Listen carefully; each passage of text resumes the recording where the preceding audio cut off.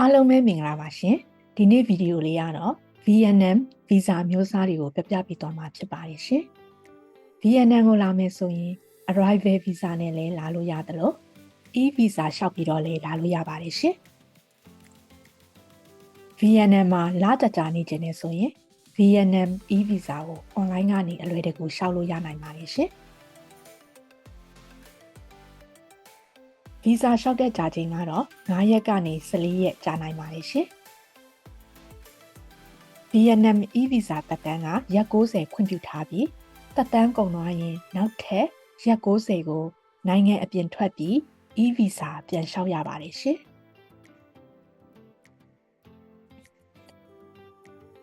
အခုတတိထားရမှာက VNM နိုင်ငံထဲမှာပဲသက်တမ်းတိုးလို့မရပါဘူးရှင်။ကိုနေတဲ့မျိုးရဲ့နီးစပ်ရာနိုင်ငံတွေဖြစ်တဲ့ကမ်ဘောဒီးယား၊လာအို၊ထိုင်း၊မလေးရှားစတဲ့နိုင်ငံတွေကိုထွက်ပြီးမှ E-Visa ပြန်လျှောက်လို့ရပါမယ်ရှင်။အဲ့လိုထွက်ပြီးလျှောက်တဲ့အခါ Visa လျှောက်ပေးတဲ့ agent တွေကိုအပ်ရပါတယ်ရှင်။ဒါမှတရက်ထဲနဲ့ Visa approve ဖြစ်မှာပါရှင်။အခုချိန်ထိတော့သက်တမ်းတိုးအကြိမ်ရေအတွက်ကိုကန့်သတ်ထားတာမရှိသေးပါဘူးရှင်။ဒီ E-Visa အမျိုးအစားက long term visa မျိုးတော့မဟုတ်ပါဘူးရှင်။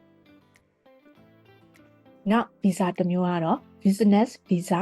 DN visa ပဲဖြစ်ပါတယ်ရှင်။ဒီ visa အမျိုးအစားကတော့ VNM နိုင်ငံမှာစီးပွားရေးရင်းနှီးမြှုပ်နှံမှုနဲ့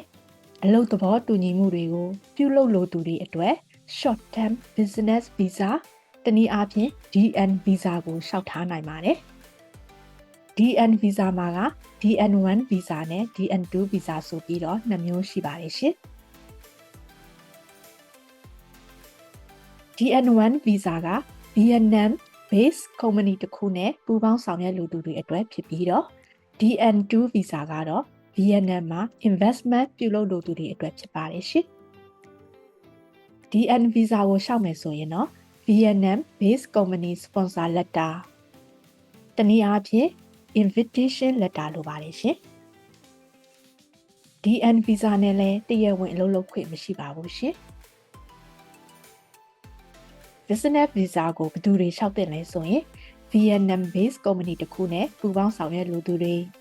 စီးပွားရေးသဘောတူညီမှု contract လက်မှတ်ထိုးလိုသူတွေ investment market research ပြုလုပ်လိုသူတွေကလျှောက်တင်ပါတယ်ရှင်။တစ်နှစ်အထိနေထိုင်ခွင့်ရှိပါတယ်ရှင်။ DN visa သက်တမ်းကုန်သွားရင်လည်း visa သက်တမ်းတိုးလို့ရပါတယ်ရှင်။ဒီ visa ဟာဆိုရင်လည်း short term visa မျိုးစားပဲဖြစ်ပါတယ်ရှင်။နောက် visa တစ်မျိုးကတော့ work visa ဖြစ်ပါတယ်ရှင်။ work visa မှာလည်း LD1 visa နဲ့ LD2 visa ဆိုပြီး2မျိုးရှိပါတယ်ရှင်။ LD1 visa ကတော့ Vietnam based company တစ်ခုကနေ government approval ရပြီးခေါ်ထားသူတွေအတွက်ဖြစ်ပါတယ်ရှင်။ LD2 visa ကတော့ work permit နဲ့ contract ချုပ်ထားပြီးအလုပ်လုပ်မဲ့ဝန်ထမ်းတွေအတွက်ဖြစ်ပါတယ်ရှင်။ work visa ကသက်တမ်း2နှစ်ရပြီးတော့သက်တမ်းတိုးလို့လည်းရပါတယ်ရှင်။ work visa ကို Vietnam based company ကတရားဝင်အလုပ်ခန့်ထားသူတွေ employer sponsorship ရရှိပြီး full time job contract ချုပ်ထားသူတွေလျှောက်တင်ပါတယ်ရှင်။နောက် visa တစ်မျိုးကတော့ Vietnam မှာရေရှည်နေထိုင်လိုသူတွေအတွက် temporary residence card TRC ပဲဖြစ်ပါတယ်ရှင်။ business sponsorship, work sponsorship, family sponsorship တို့နဲ့လည်းရှောင်နိုင်ပါတယ်ရှင်။ TRC သက်တမ်းက2နှစ်ကနေ9နှစ်အထိရရှိမှာဖြစ်ပါတယ်ရှင်။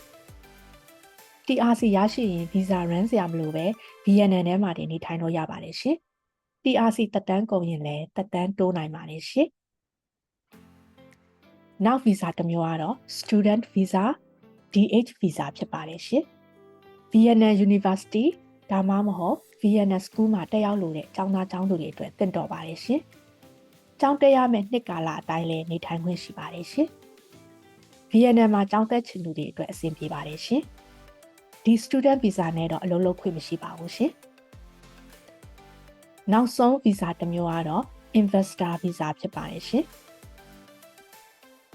Vietnam မှာ community ထောင်လို့ပြီး real estate, hotels, resort, factories လုပ်ငန်းလုပ်လို့သူတွေ trading, logistics, manufacturing လုပ်လို့သူတွေနဲ့ long term business expansion လုပ်လို့သူတွေအတွက်လျှောက်ထားနိုင်တဲ့ visa ပဲဖြစ်ပါတယ်ရှင်။